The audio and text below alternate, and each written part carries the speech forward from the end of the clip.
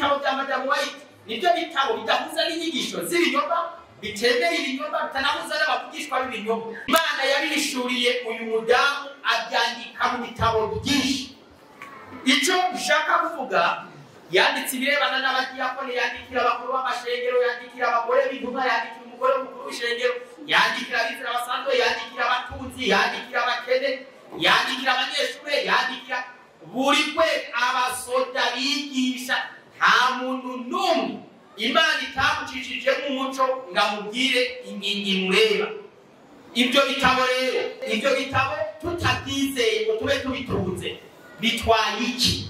Tutabyizeye umve tutabitunze ngo tubisome ukavuga ngo jewe Bibiliya, hari umuntu twahuye wo mw'idini ry'Ababatista bagendera kuri Bibiliya ngo Bibiliya gusa isawa, igikoko ni iki? Ngo ni papa wabisomye kumbe yagenda ntihambari hambaye mwisahoje ngo hano ntihambari hambaye toya Bibiliya gusa, nawe biramunanira. Turamubwira ati ntibishoboka.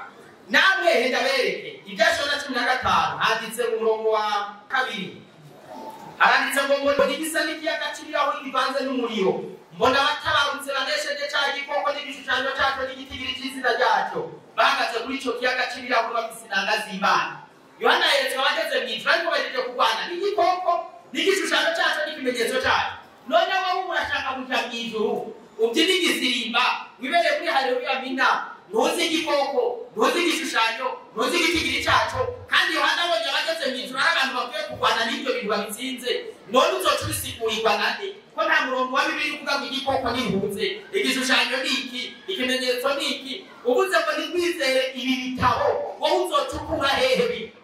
Tuja kubitari kuregera umuriro kuko uzomenya igikoko, uzomenya igishushanyo, uzomenya ikimenyetso, ibyo bizoba biheze ntabwo byoshoboka.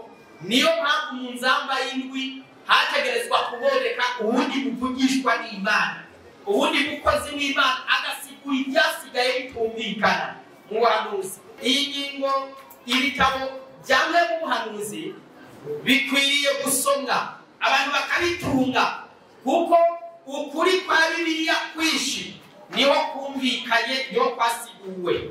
Ibyo abantu bose uhuye n'umuntu, hari umuntu yagiye kwa padiri asanga nawe atunze tragedy, bajya ngo banasoma nabyo barabitunze.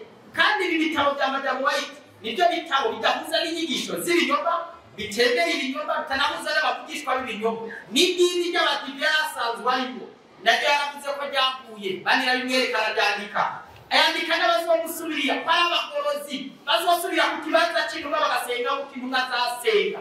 Uwo muvugishwa n'Imana atagira ibinyoma, atagira ngo bahembwe ngo gusasa kuri no bazohenga, avuge ngo tuze dusenga tuhagaze, abwira abantu ngo bakureho amategeko y'Imana n'ibindi binyoma byose ntababyemera mu nyandiko ziwe.